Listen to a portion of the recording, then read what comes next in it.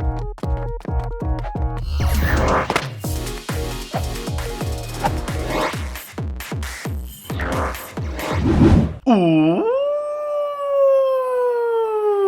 it's Pokemon Go story time. As today, I'm gonna tell you guys a true story of the time when I swam into the sea to catch a Pokemon. Yep, seriously guys, it's really true. Alright, so hi to all of you guys. So first things first though, if you guys are wondering what are all this, yeah, these are spider bites that I suffered, I guess, 3 days or 4 days ago in my accommodation. But not to worry, I'm gonna turn into Spider Tan 91. Didn't work. Alright, it's fine. Anyway, yep, so I'm here to tell you guys this story because I think this story is quite amazing, as a lot of people still get amazed by me telling this story, and I think I don't really have the chance to tell you guys stories for the last few months really. I want to tell you guys a lot of the stories. I do have a lot of stories, like my adventures, like my experience playing Pokemon Go. It's just that they are just also amazing that it's so hard for me to pinpoint on one to like tell you guys. But I think this story still amazes a lot of people. When I told people that I swam in the sea literally to catch a Pokemon, they're still like, really, you did do that? They were like, they're so baffled by it.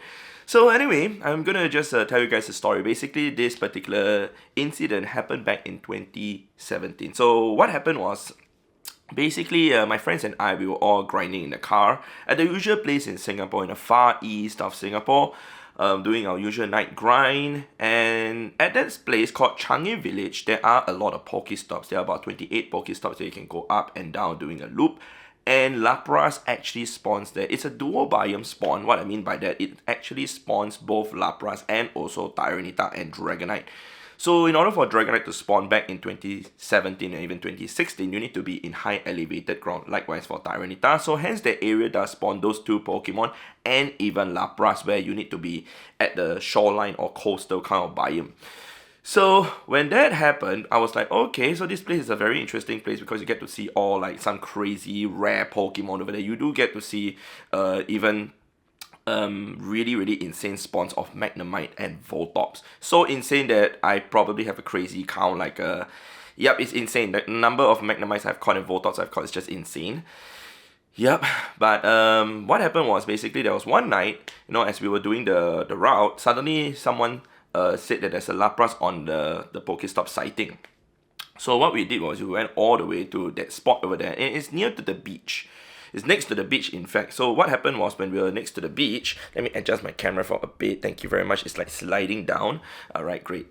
So when we were at the beach over there, we were trying to locate where the Lapras was. We walked along the beach for a few minutes and we realized that actually the Lapras isn't on the beach because it's in the water.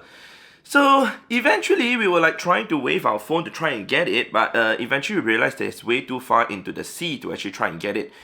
So eventually one of my friend, I wouldn't say his name for privacy purpose, as you guys would know what I continue the story.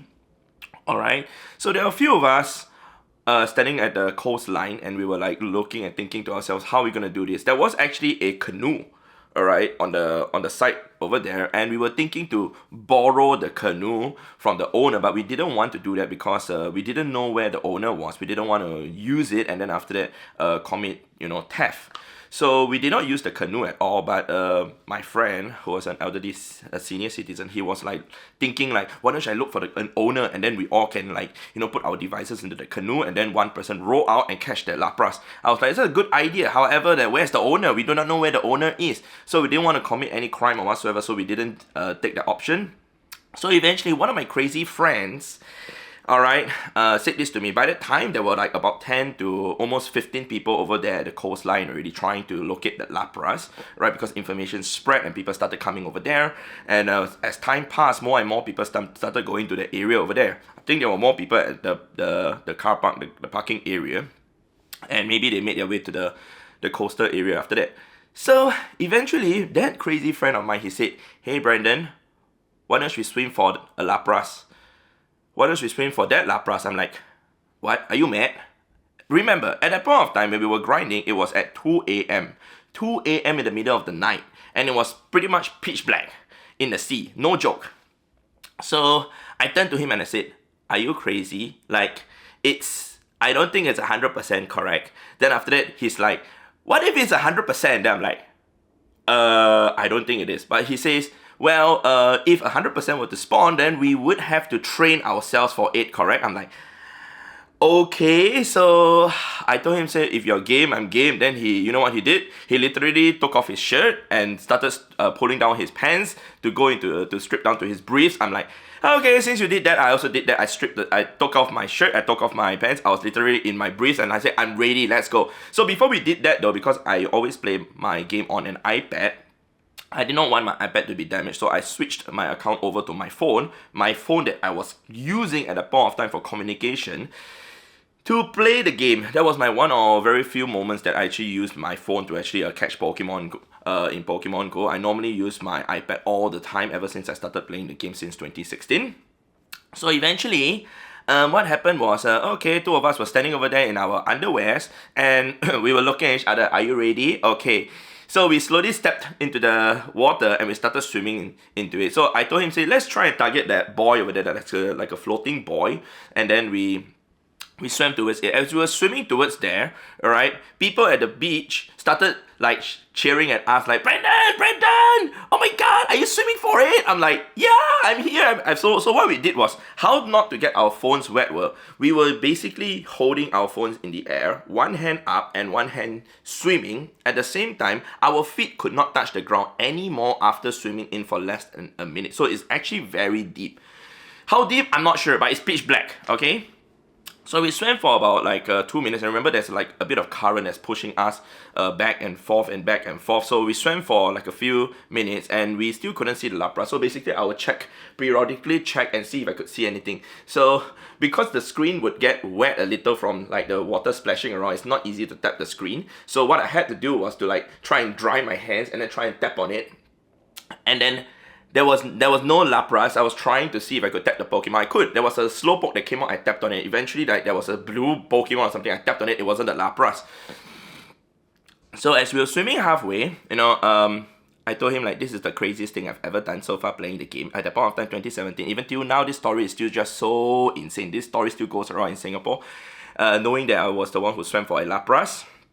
So eventually, as we swam, even more and more people came to the beach. There were like about 40 or 50 people over there, and they were like shouting and like asking us if we were okay. I told them, "We are okay, I'm fine, I'm good." Alright, and some of them wanted us to come back, but I told them I'm fine. The thing is, for me, I'm actually I would consider myself a good swimmer. I did do competitive swimming when I was younger. Many times I even won a lot of competitions too. My friend, he is actually a diver. I actually did diving too, so I am confident that I'm good. However, it's still ideal to note that even the best swimmer in the world could actually drown because of the current from the wave and the sea. So that's something that I do know, and once that happens, I know it's time to turn back. For him wise, he's actually a diver, and he's actually a pretty good swimmer, so I would assume so because he's a diver, right? But that's not the case. So eventually when we swam halfway, he eventually, I told him, say, "You have to put your hand up in the air. You can't put your hand down at all. Otherwise, your screen might just black out and you cannot actually unlock your screen anymore. Once that happens, you basically, it's GG. So we're trying to keep our phone as dry as possible so we could actually touch our screen. We should actually have brought something to actually dry the screen, but we didn't have anything, alright? So the thing was, as we swam towards there, eventually swimming for about like 4 or 5 minutes, we could not see the Lapras because we kept pushing back by the wave, and we kept pushing to a different direction, so we have to swim like diagonally. So eventually he actually put his hand down in the water and started panicking, like seriously trashing the water over there. So I was like, okay, this is it. I know it's time to turn back. What I did was I actually just put my hand down in the water. My screen basically just turned blank, because there was a small crack on the bottom right of my phone, my old phone, that the water seeped in, and my screen just went blank. So I literally grabbed him like how a lifeguard would, to grab like the chest of the person, and literally try and swim back. And I told him, hold your phone, do not drop your phone at all. If you drop your phone, it's GG, good game. Otherwise, you can pass me your phone. I told him I can hold your phone first, but I swam and dragged him back to shore. After about 5 minutes of swimming, we finally got back, And you know, everyone picked us up, and I told them I'm fine, but you might want to check on him.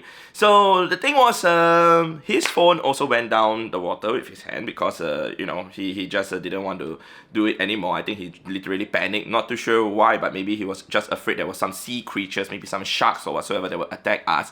But I wasn't afraid of that. I was more afraid of not getting the Lapras. I didn't think of anything attacking us because I don't think there's a lot of things to be worried about in Singapore's water, unlike in example in Australia where there could be other more dangerous sea creatures like box jellyfish, etc. So I wasn't worried about that. So eventually when we got back to the shore, you know, people were asking us, did you get it? Did you get the Lapras? I told them, no, I showed them my screen. It was totally blank. I couldn't even turn my phone on.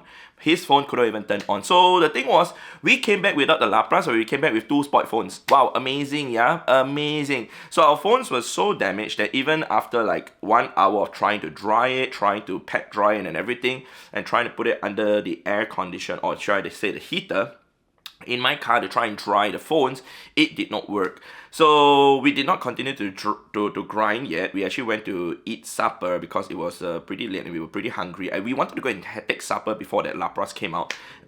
So we went for the Lapras before we went to eat. So we went to eat and we would try to resolve the phone. However, it did not work, and he did not have a phone to play anymore, but I continued playing my game on the iPad. I still continued to grind to 6 a.m. regardless, being soaked and wet in seawater.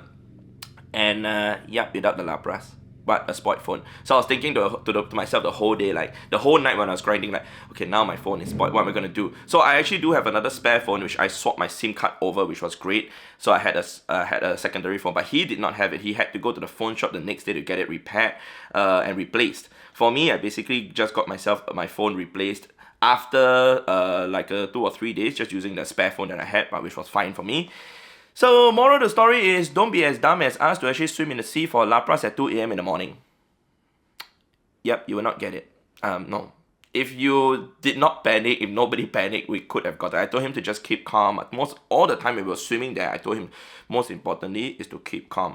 Most importantly, when it comes to safety, especially when you are doing such things, such crazy thing, is to not panic. Never ever panic. Once you start panicking, that is when all hell breaks loose.